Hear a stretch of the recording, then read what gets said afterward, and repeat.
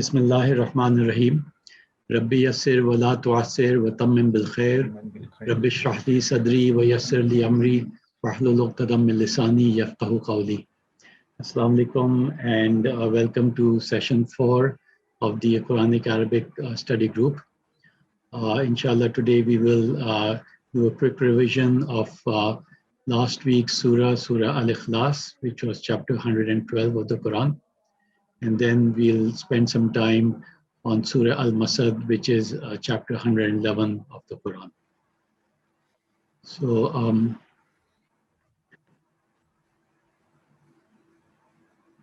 let's take a look at last week's surah. So let me just read through this first. Bismillahir Rahmanir Rahim. Qul huwallahu ahad, Allahu samad, lam yalid wa lam yulad, wa lam yakul lahu kufuwan ahad. Say, He, Allah, is the one, Allah, the eternal, the absolute. He begets not, nor is He begotten, and not for Him is anyone equivalent, or no one is equivalent to Him. Sadaqallahu al-Azim. So while going over the details of the words last time, there was some confusion in my mind, and we, I think, discussed this as well. So I spoke to, as I was just explaining to Mr. Sahab, that I spoke to Ahmad to get some clarity this morning, and he was able to clarify some of the points as well. So one of the things that I myself was a little unclear about is when you say kul, then the file is the person you're speaking to. So that's, perhaps it's obvious, but there was in my mind a little bit of a confusion as to, is the person who's saying kul, is he the file, or the person he's saying to is the file? So that was clarified that, for example, if you say zahab tu, so you're saying I went. So zahaba means, I'll use zahaba quite often. So zahaba is one of the verbs which means he went. So zahabtu means I went. Zahabta would mean you went.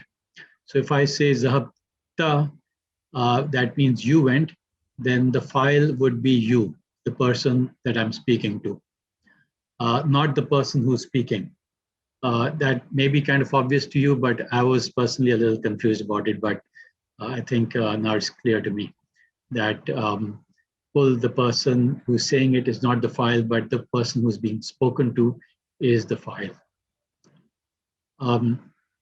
Secondly, it goes on, Wallahu ahad. So now I didn't discuss this in detail, but apparently there is a mistake in the corpus Quran, and if I get a chance, I'll send a message to them to correct it. So this is not a badal and khabar, but in fact, ahad is the khabar, and Allah is the mubtada, as we say. For example, whenever you have subject and news, so mubtada is the subject, or more accurately, it's the mubtada. The word Allah is the mubtada, not Allah himself, as Ahmad was explaining to me.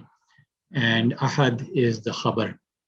So this was not something we discussed last time, but this is a bit of a correction.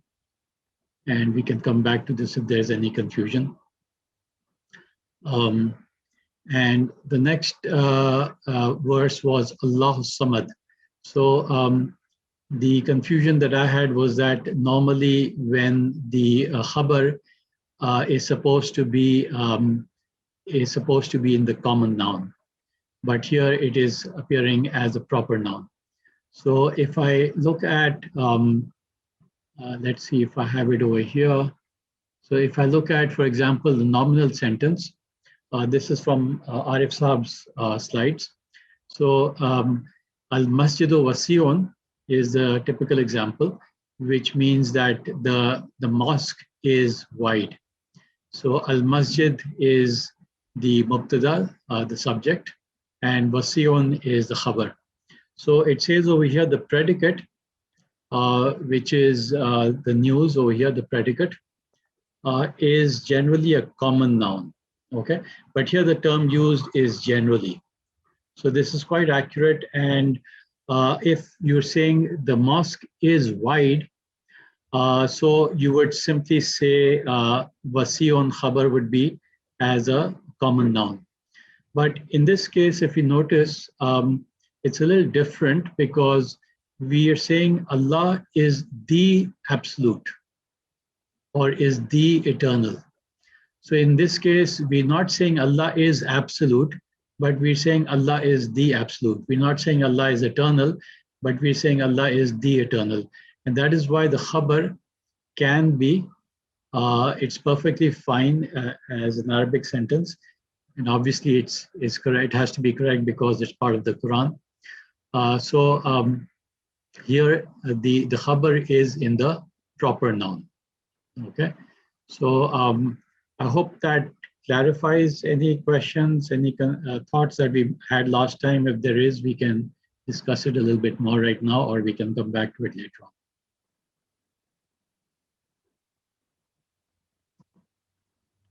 So if not, then let's just keep going. Lam yalid walam yulad, and the rest have already translated. I don't think there is any confusion or clarity required over here. We did go over yulad, which was the form which was in the form of, if we just look at it, we said that. I'm sorry? File is verb? No, the file is a noun. So in what reference are you asking me? No, I just. Yeah, so this is ismul file. If you remember, we studied ismul file. So a file is normally an ism. Okay. Okay, so the file is always, I think, always an ism. So Allah Samad Lam Yalid Walam Yulad, and Yulad, we spent a little bit of time over this last time. This is of course a verb, and which form of verb it is, we discussed that last time, and we said that because you could also have Lam Yalid, but here it is appearing as Yulad. So there is a Dhamma over the letter Ya. And so we did a little bit of a revision of verbal sentences, and we said that if you have something like Qatala Daudu Jaluta, so this would be the normal verbal sentence in which we're saying Daud killed Jalut. But if we wanted to say Jalut was killed in the passive sense, then you have, instead of Qatala, you have the passive word Qutila. And the word, the Jalut would become a naibal file and would, instead of having a nasab on it, as earlier it was Qatala Daudu Jaluta, now it would be a Qutila Jalutu. Okay, so this is a little bit of a revision from last time. Walam yulad, walam yakul lahu kufuwan ahad, and we spent a little bit of time looking at the verb kana, kana yakunu, which occurs very frequently in the Quran. Right. Farooq, I think we lost you for a few minutes. I hope you're back with us. Sorry, I couldn't hear you, so I reconnected. Okay, right. So I hope this particular portion about Allah Samad is clear, if you heard that. If not, yes, we can cover it again. Okay. No, it's okay. Thank you. Right. So that was the previous surah. Let's go on to discuss um, Surah Tabbat Yada Abi Lahabin wa Tab today. So, Bismillahir Rahmanir Rahim. This is Surah Masadd, which translates to the palm fiber. Tabbat Yada Abi Lahabin wa Tab. Ma aghna anhu maluhu wa ma kasab. Sayasla naran zata lahabin wa imra'atuhu hammalat al-hatab. Fi jidiha hablum min masad.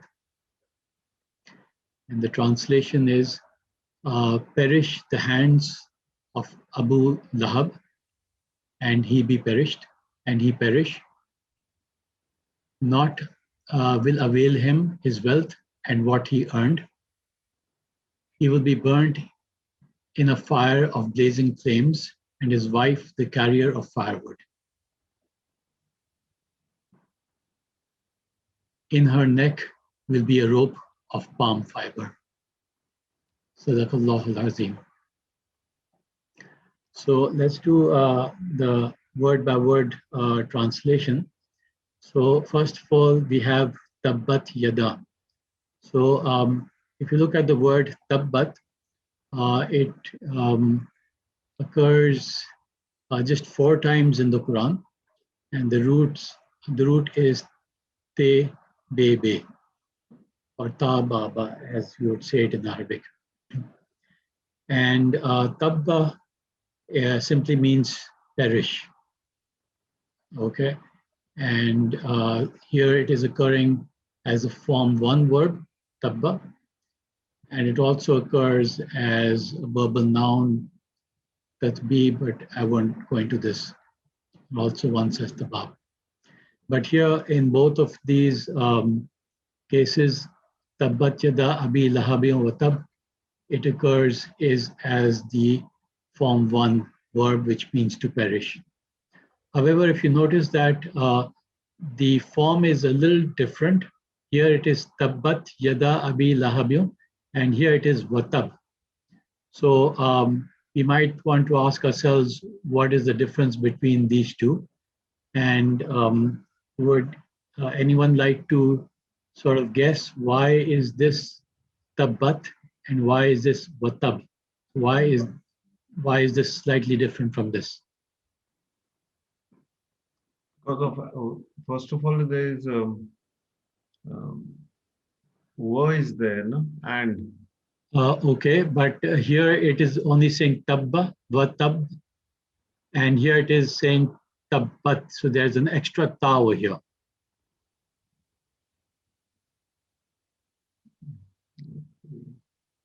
So let's just quickly review our. So is this this is a verb, and is this fail mazi or fail mazare? Mazi, of course, is past tense, and mazare is present and future tense. this is present tense. Eh? No, remember that if you have a present tense, so for example, if I'll go back to the example of Zahaba, so Zahaba would be the past tense, and Yazhabu would be the Mudari form. And the difference is that whenever you have the present tense, you have one of these letters coming in the beginning, either a ya or alif or noon or what else? Yazhabu or ta, tazhabu. So ya would mean in the third person, alif and noon would be in the first person. So if I say nazhabu, it would mean we went, and azhabu would be mean I went, and tazhabu would be you went. So this is for you, and this is for first person. This is for we, and this is for I, and this is for he or she. So remember that this is how we understand that this is in this case, te, although it seems to it might be referring to you, but it is actually part of the mazi word itself. So tabba as I said over here, tabba is actually part of the root. So te baba is part of the root, and so it is not one of the additional words, additional letters that come in to indicate whether it's a mudare. So tabba is basically the past. Is it would be the mazi form. Okay, so this is mazi. Now, in the mazi, we can have, for example, if I wanted to say zahaba, I went, so I would say zahabtu. So let's take a look at the different forms, just to remind ourselves. So fa'ala would be he did, fa'ala, those two did, fa'alu, they all did, and this is the third person. And for female, it would become fa'alat, fa'alata, fa'alna. So this is something that I hope we recall. For second person, it would become fa'alta, fa'altuma, fa'altum. And for female, it would be fa'alti, fa'altuma, fa'altunna. And if for first person, it would be fa'altu, fa'alna, and fa'alna. So this would be I did and we did. Okay. So here, notice that fa'alat is the form for third person female. Okay. So this basically means she did. So if we come back over here to tabbat yada, then you can see that this is of the form tabbat, or she, it's a feminine form of the mazi. So now the next question is, if we're saying perish, then why are we referring to she? If you look at the rest of the sentence, this is what is being talked about. Yada abi lahab. So basically, we're talking about the hands of Abu Lahab, right? So now the question is yada male or female? Hands are female, right? Hands are female, right? Because if you remember that things which occur in pairs are normally female. So ayn or eyes occur in pairs in the human being. Those are female. Ears and so on. Mouth is, I think, a male because it's singular. But feet are supposed to be pairs, so they're female. So this was just a general rule of thumb. So yada would be female, and that is why tabbat is referring to perish the hands. So you're using the female form of tabba. And now if you look at yada, yad, basically the root word is, it's an irregular word because it has two failure, illat, as you might say. Sorry, it has two of these weak of these vowels. Ya is occurring twice and then a dal. So ya, dal, ya is the root, and it simply means hands. So if you look at this particular sentence, it says tabbat yada abi lahabin wa tab, but in Surah 80 it occurs as bi-aidi safaratin. So here it's occurring as bi-aidi, and here it's occurring as inna anzarnakum azaban qariban yawma yanzur al-maru ma qaddamat yadahu. So this is Surah 78, where yadahu, or his hands, are being referred to. Okay, so the basic word is yad, and tabbat yada. So now yada, you might guess, is that singular hand, or is that dual, or is that plural?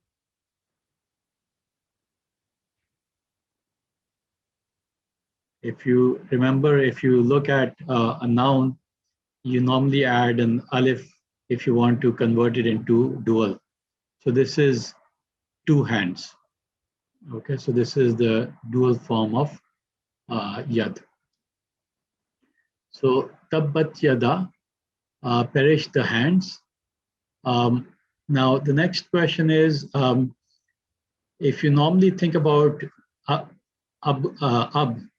If you look at the word, the root words are Hamza, Ba, and Waw. So Hamza, Ba, and Waw. So this is, as we know, we call our fathers Abu.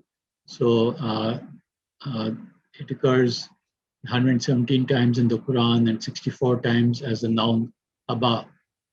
So if you think of where it is occurring in the Quran, um,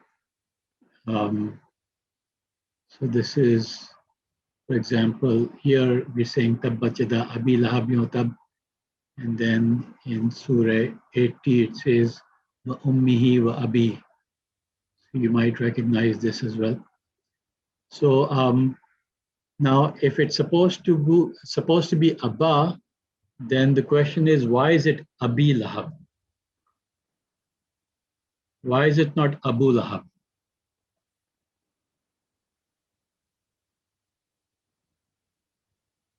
I'll go back over here.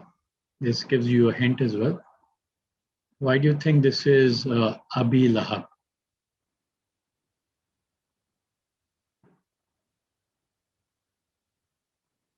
And you might get a guess from this. So this is a Mudaf Ilayh, right?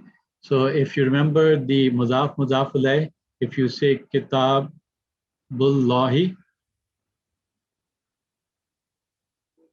father of the book of Allah. So the Mudaf Ilayh is always in Majroor form, is Ismul Majroor. So it's in the Majroor form. So it would become, there would be a Kasra underneath this. Okay. Now, why do both of these have a Kasra? So this over here is Mudaf Ilayh. But so which is the Mudaf and which is the Mudaf Ilayh over here? So it says hands of Abu Lahab. So book of Allah. So there's an of which connects these two. So this is book of Allah, and the book is Mudaf, and the Allah is the Mudaf Ilayh. So Allah is the possessor and book is the possessed. So here it is hands of Abu Lahab. So clearly hands would be the Mudaf. no. Okay. And this over here, these two would be the Mudaf Ilayh. The hands of Abu Lahab. So the Mudaf Ilayh, the whole thing is in the form of is Majroor. So it is not Abu Lahab, it's going to be Abi Lahab. And so this is again, this is a compound Mudaf Ilayh. If you remember, we studied this as well. So you could have Mudaf Ilayh, and then you could have Mudaf, this be, let me put it this way. You could have this being the Mudaf and this being Mudaf Ilayh itself. Okay, so the Mudaf Ilayh could itself be a compound Mudaf Ilayh and Mudaf combination. So that's what we're seeing over here, is that Abi Lahab is the hand of, the father of Lahab. So this is actually the Mudaf, and this is the Mudaf Ilayh of this compound. Father of Lahab is one Mudaf Ilayh combination, and hands of the father of Lahab is a higher level of Mudaf Ilayh combination. So I hope I haven't lost anybody, but that's the thought process over here.